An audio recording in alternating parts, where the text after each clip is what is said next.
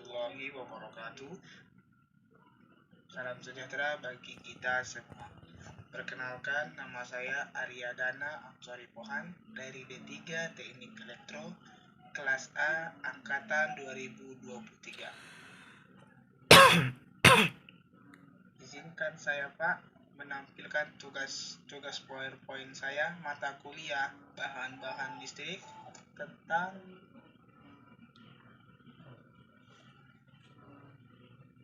elektron sebagai partikel. Elektron ini mengandung muatan. Partikel ialah objek yang kecil yang bersifat fisik atau kimia yang sebagai penyusun atom. Berarti arti seluruhnya elektron sebagai partikel ialah suatu objek kecil yang bersifat fisik maupun kimia untuk menyusun atom yang mengandung muatan. Pada partikel atom itu memiliki 3, yaitu ada proton, neutron, dan elektron. Pada proton itu partikel penyusun atom yang mengandung muatan positif, yang mana letaknya proton ini berada jauh dari kulit atom, yang mengakibatkan proton ini tidak terganggu maupun mengganggu. Hal tersebut yang mengakibatkan proton ini bersifat stabil. Lalu yang kedua itu ada neutron. Neutron ialah partikel penyusun atom yang tidak ada mengandung muatannya, alias netral. Lalu yang ketiga itu ada elektron.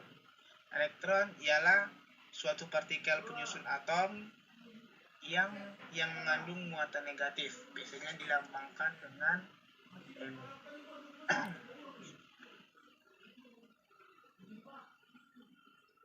Lalu lanjut ke sifat-sifat elektron.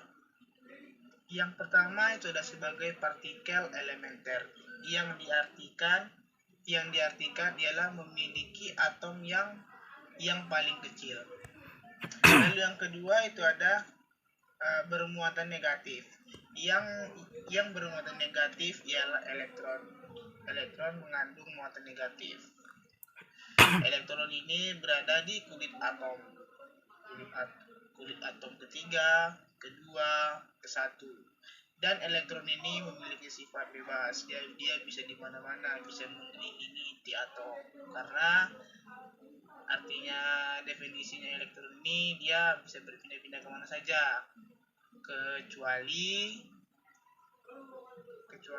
dengan proton sama neutron. Karena proton dengan neutron ini dia berada di dalam inti atom, dia tidak bisa kemana-mana. Makanya proton ini stabil. Kemudian ketiga, memiliki massa yang kecil. Massa yang kecil itu elektron lagi. Elektron memiliki massa yang paling kecil. Lalu yang keempat itu ditemukan dalam orbital atom elektron. Orbital atom elektron ini bahwasanya elektron itu akan berputar mengelilingi kompak atau mengelilingi inti atom untuk menentukan momentum sudut elektron ini, menentukan sudut elektron. Lalu yang terakhir spin. Spin ini berfungsi untuk menentukan karakteristik unik antara elektron, proton, dan neutron. Lanjut. Lalu di sini ada kubus atom, yang diartikan energi ikat sebuah inti adalah energi yang diperlukan untuk memecahkan inti atom menjadi nukleon penyusunnya. antara lain neutron dan proton. Pada saat ini dilakukan upaya untuk memahami interaksi nukleon di dalam inti atom melalui pendekatan. Dari artian di sini mewakilkan gambar yang ada di PowerPoint ini. Yang mana yang bulat-bulat ini atom yang ada di setiap sisi kubus atom. Inilah sesuai dengan energi ikat atom. Kubus atom ini disebut dengan kristal atom yang disebut dengan isomerik, yang mana sel satuan benda berada dalam sebuah bentuk kubus yang dibangun sekumpulan atom yang tersusun secara periodik beruang di dalam kisi-kisi ruang.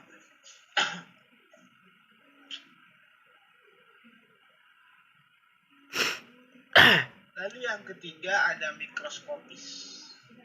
Kasus mikroskopis, sifat gas yang perlu diperhatikan adalah kecepatan partikel, kecepatan objek. Hubungan ini dituliskan sebagai persamaannya 1/2 mv kuadrat sama dengan 3/2 kT.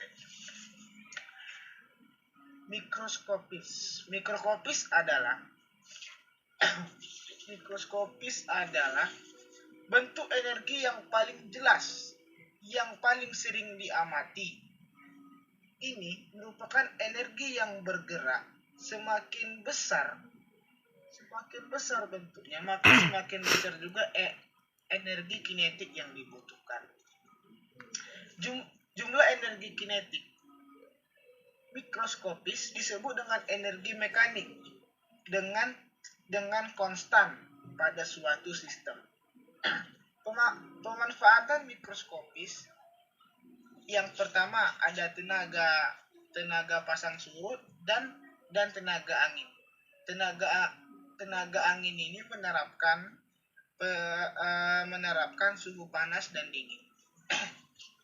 Kemudian pada persamaan setengah mv kuadrat sama dengan 3/2 kT. M ini diartikan dengan massa partikel, lalu V ini diartikan dengan kecepatan kuadrat sama dengan 3/2 K. K ini konstan Boltzmann sesuai dengan penemunya. T ini adalah suhu mutlak Kelvin. Yang setengah mv kuadrat ini merupakan rumus energi kinetik. Lalu yang 3/2 kT ini merupakan energi kinetik gas rata-rata, yang artinya gas ideal dalam suatu wadah bergerak bebas dalam partikelnya sesuai dengan hukum Ohm. Partikel gas memiliki energi kinetik yang persamaannya itu sama besar yang dapat memengaruhi gas. 1/2 mv kuadrat sama dengan 3/2 kT. Sama saja dengan semakin besar suhu, maka semakin besar juga energi kinetik yang dibutuhkan. Energi kinetik yang bergerak sebanding dengan kecepatannya. Sehingga kenaikan suhu ini akan berpengaruh untuk membuat kecepatan partikel ini semakin cepat. Lanjut. Pengaruh medan listrik, konduktif, dan hukum Ohm. Di setiap titik pada benda menyebabkan percepatan akan memperoleh kecepatan searah dengan medan listrik. Kita mungkin berasumsi bahwa ini adalah kecepatan terarah, benar-benar hilang setelah tumpukan karena elektron jauh lebih ringan dari atom gizi. Lanjut. Kecepatan sering disebut sebagai kecepatan rata-rata atau kecepatan penyimpang. Setiap ada waktu tumpukan dan kecepatan Rift dilambangkan dengan VD. VD di mana konstan proporsionalitas dalam tanda kurung disebut mobilitas. Ini adalah salah satu nama yang dimilikinya.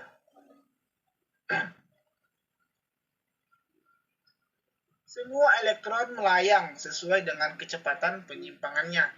Jumlah total elektron yang melintas bidang dengan mengalihkan kecepatan penyimpangan dengan kerapatan elektron Ne.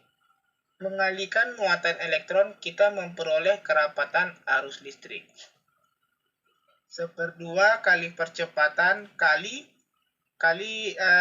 kerapatan arus listrik. Semakin tinggi mobilitas yang dihasilkan, maka semakin banyak elektron yang bergerak,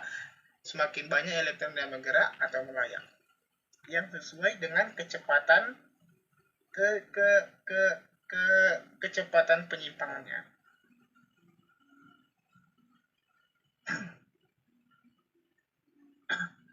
Kecepatan penyimpangan yang diciptakan oleh medan listrik yang masuk ke dalam persamaan kecepatan acak tidak berkontribusi arus listrik karena rata-rata nolnya itu Y. Rumusnya ini.